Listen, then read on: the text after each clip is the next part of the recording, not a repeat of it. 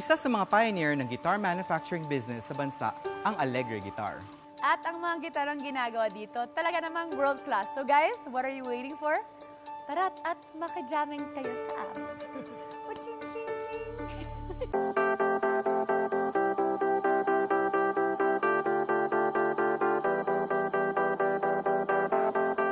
So guys, kasama natin ngayon si Fernando Bebot Alegre. Siyempre naman ang owner ng Alegre Guitar.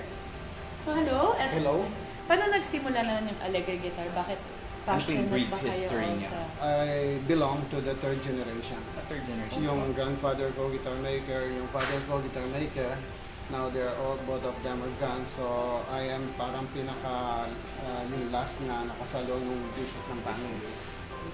So ito po parang business na highly skilled na passed down from generation to generation. Exactly. Yung mga workers, kumbaga hindi ka basta-basta pwedeng maglagay Mag-hire lang kung sino. wanted guitar maker. Is unlike yung carpenter, marami So, mag-apply. paano po yun? Nag-apprentice sila? Or Actually, they learn the art of guitar making from childhood. from childhood? So, pagdating na nila ng mga teenage level nila, magaling na sila. Wow. And then what I do for them is giving them the idea of how to make guitar, yung to come out with parang technology ng sound production. Sound production. Yun ang binibigay ko sa kanila. At saka yung quality ng craftsmanship. That's very nice. Meron po bang iba't ibang klase ng gitara na ginagawa dito? Or ano Yes. po ang meron kayo dito? Ang main talagang product namin is guitar. So when you say guitar, merong dalawang types na guitar na ginagawa namin. But internationally, at least meron tatlong type na guitar.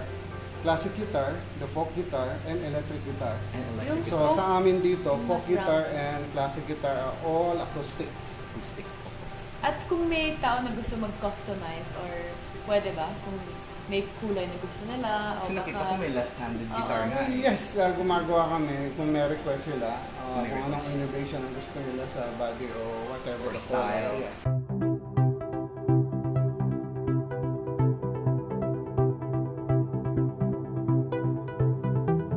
magkano ba yung price para Yung mga price range ng in guitar. average. On average. Okay, yung sa starter model, siguro nag-uumpisa kami sa mga starter model, mga 1,700.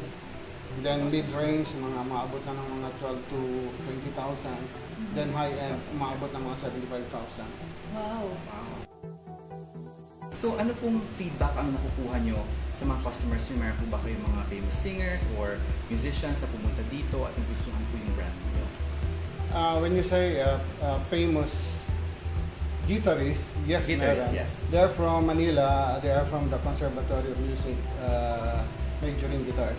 Doon sa mga celebrities, merong ibang nakapunta rito at bumili na pabalik-balik katulad ni Bitoy. Grabe to. Yeah, ilang beses na siya bumili ng lahat ng ukulele lumabas naming design, binibili niya talaga pag pupunta Sa set lagi siya sa bubble gang set. Siya yung Oo, nakapunto. siya. Kasi iba't ibang, I guess, yung kahoy din yung quality, iba-iba din yung sound na Exactly, niya. yes, Tama. exactly. Malaki ang contribution ng wood sa sound production niya, but of course, it is the maker. Ang course. talaga Talagang ng craftsman sound niya. Tapos sabi niyo yung pinakamahal, 75, mga 75,000. Bakit ba ganun kamahal? Ano ba yung wood na ginagamit niyo? Okay, wala tayong local wood kasi na para pang soundboard niya. Soundboard. So we have to import the wood from either Canada or US. So far, sa ngayon, ang internationally accepted good sounding board, dalawa lang. Ito, cedar. Cedar. Yeah, at saka spruce. It's spruce. Yung spruce medyo white siya na kulay. Lighter color siya. Yeah. So if you are not familiar with the spruce, ito yung Christmas tree. Oh, Ah, okay. oo. Yeah, yung nagtataas ang Christmas Oh, tree. wow. So you can read on the Christmas tree, spruce. So yun po ang international standard ng dapat para Yes. maganda sound quality. Exactly. Accepted talaga ng mga guitarists. Yung dalawa lang kahoy na yan. Nag-export ba kayo sa ibang bansa? Before we used to.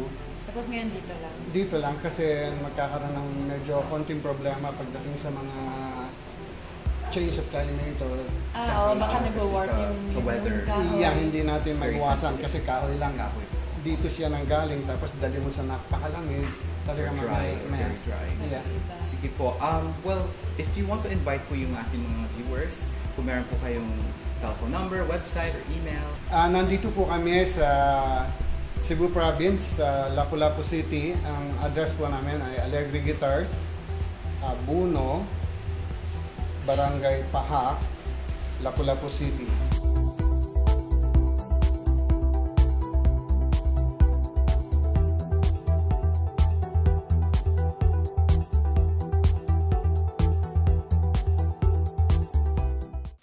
Tripinas would like to thank To Go Travel, Mega World, Toyota, Fifi Hotel and Beach Resort in Morong, Bataan, Fifi View Bed and Breakfast Tagaytay, and STK Tabay, Orchid Street, Capital Site, Cebu City. For inquiries,